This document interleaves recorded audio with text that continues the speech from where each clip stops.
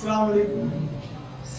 आज की वीडियो हमारी छठी जमात के लिए है। आज हम जो सबक है हमारा वो है घोड़े और हिरण की कहानी। ये आपकी किताब में सफ़ा नंबर 49 पर है और ये सबक नंबर 9 है, जिसका पहले मैं आपको खुलासा बताऊंगा, उसके बाद फिर आगे का काम करेंगे। घोड़े और हिरण की कहानी, बज़ाहिर ये दो जानवर हैं और आप जानते हैं कि जानवर जो है वो बातचीत नहीं करते, लेकिन एक तमसीली अंदाज होता है किसी किस्से को बयान करने का। उसका मकसद ये होता है कि पढ़ने वाले को कुछ सबक देना, कुछ नसीहत करना। मज़मून की खूबी यही है कि उसमें कोई ना कोई नसीहत पोशीदा होती है। घोड़े और हिरण की कहानी भी इसी बात को मद्देनजर रखते हुए लिखी गई है कि पढ़ने वाले को कुछ नसीहत मिले, कुछ सबक हासिल हो। जो मैं आपको नहीं बताऊंगा, ये आपको खुद तय करना है कि इस मजमून का मकसद क्या है, क्या सबक देना चाहा है मुसन्निफ ने आपको इसमें। तो घोड़े और हिरण की कहानी में, घोड़े और हिरण में बड़ी दोस्ती थी आपस में। ये हजारों साल पुरानी बात है। अचानक किसी बात पर दोनों में झगड़ा हो गया, मारपीट की नौबत आ गई। हिरण हल्का फुल्का और फुर्तीला था, उसने अपने सींगों से घोड़े को बहुत मारा। घोड़ा कुछ नहीं कर पाया, बहुत चोटें आई उसकी। जाहिर सी बात है, जब कोई चोट खाता है, जख्मी होता है और वो अपना बदला नहीं ले पाता, तो एक दिमाग में हर वक्त उसके ये बात रहती है कि मैं किसी सूरत से अपने दुश्मन से बदला ले लूं। हालांकि पहले वो उसका दोस्त था, लेकिन जब दुश्मनी हो गई तो फिर जाहिर सी बात है कि दुश्मन के साथ बदला लेने की जो है वो जुस्तजू होती है। तो घोड़े के दिल में भी बदला लेने और इंतकाम लेने की जो है वो एक जज्बा पैदा हुआ। हर वक्त इसी फिक्र में रहता कि मैं किस तरह से हिरण से बदला लूं। हिरण को मरवाने के लिए उसने एक शिकारी की मदद ली। शिकारी शिकार करने के लिए जंगल में आया हुआ था। घोड़े ने सोचा कि ये बहुत अच्छा मौका है, मैं शिकारी की मदद करूंगा और शिकारी मेरे इस दुश्मन को मार डालेगा। चुनांचे उसने शिकारी से कहा कि अगर मैं तुम्हारी मदद करूं तो क्या तुम इस हिरण को मार दोगे? शिकारी का तो मकसद ये था। शिकारी कहा ठीक है। घोड़े ने शिकारी को अपनी पीठ पर सवार कर लिया। सवार करने के बाद शिकारी ने कहा कि अगर तुम कहो तो मैं तुम्हारे मुंह में लगाम डाल दूं, जिससे मेरे लिए तुम्हारी सवारी करना आसान हो। घोड़ा तेज रफ्तार था। शिकारी ने उसके मुंह में लगाम डाल दी और घोड़ा जो है उसको दौड़ाकर शिकार के पास ले गया, हिरण के पास।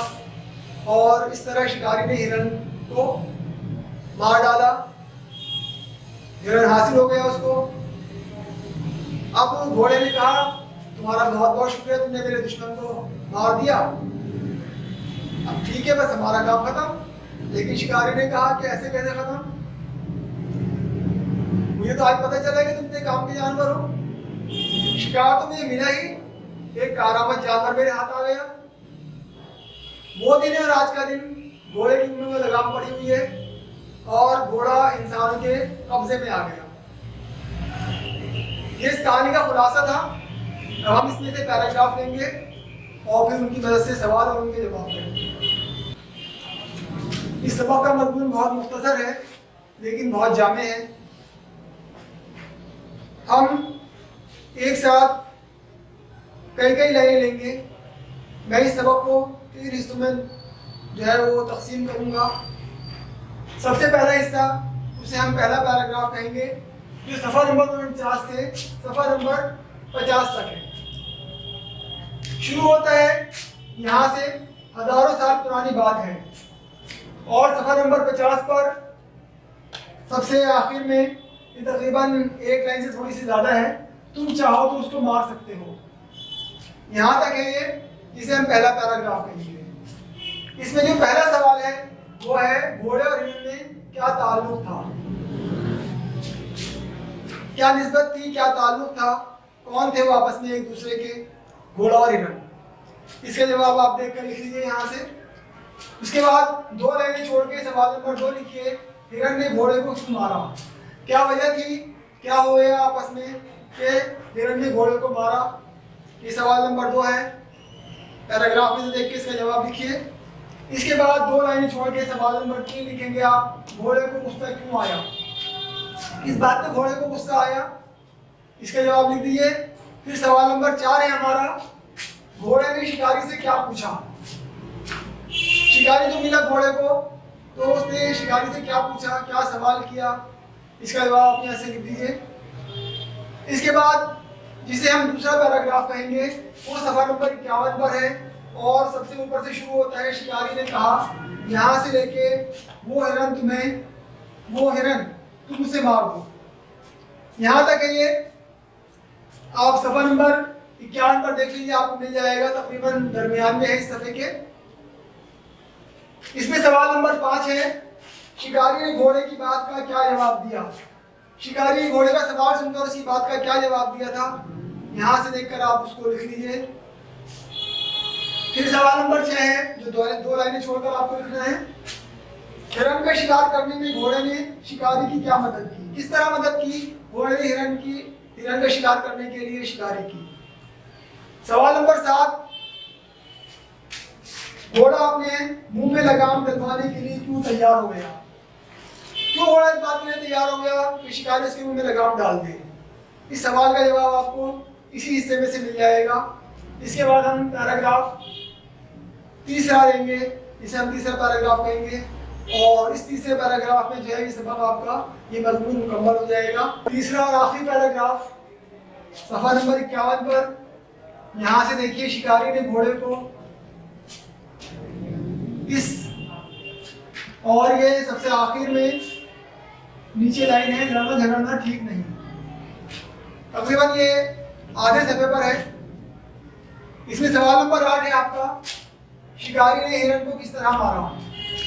यहीं से लेके आपका इसका जवाब लिख दिए, किस तरह शिकारी ने हिरण को मारा।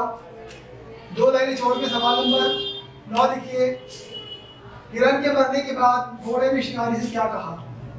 जब हिरण मर गया, उसका दुश्मन का काम तमाम हो गया, फिर घोड़े ने क्या कहा शिकारी से?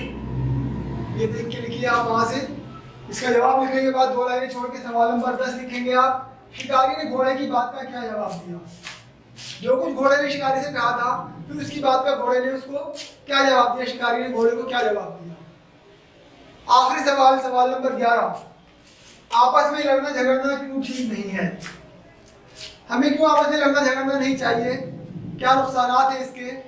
क्या समझा आपने इस सबक से? क्या नसीहत आपको मिलती है? वो आप यहाँ पर अपने अल्फाज में लिख दीजिए इसके जवाब में। यहाँ तक कि आपका सबक मुकम्मल हो गया। अब अगला काम जो है वो आप अपनी ग्रामर की कॉपी में करेंगे। वो भी बहुत मुख्तसर काम है, सबक की मदद से आप उसको बहुत आसानी के साथ कर सकते हैं। ग्रामर का काम बहुत मुख्तसर है, सिर्फ 4 काम करने हैं आपको ग्रामर में। सफ़ा नंबर 53 पर देखिए, कुछ जुमले दिए हुए हैं।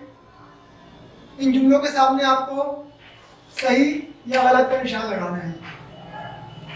सबक पढ़ने के बाद जुमला पढ़िए और आप देखिए कि जुमला सही है या गलत है। अगर जुमला सही है तो उसके सामने सही का निशान लगा दीजिए, और अगर जुमला गलत है तो उसके सामने गलत का निशान लगा दीजिए। इसके बाद दूसरा जो आपको काम करना है ग्रामर की कॉपी में, कुछ बातें, कुछ जुमले लिखे हुए हैं, उनकी आपको वजह बतानी है। चंद जुमले हैं इसमें, नीचे लिखी बातों की वजह लिखिए। सबक की मदद से आप उसकी वजह बताइए कि इसकी क्या वजह है।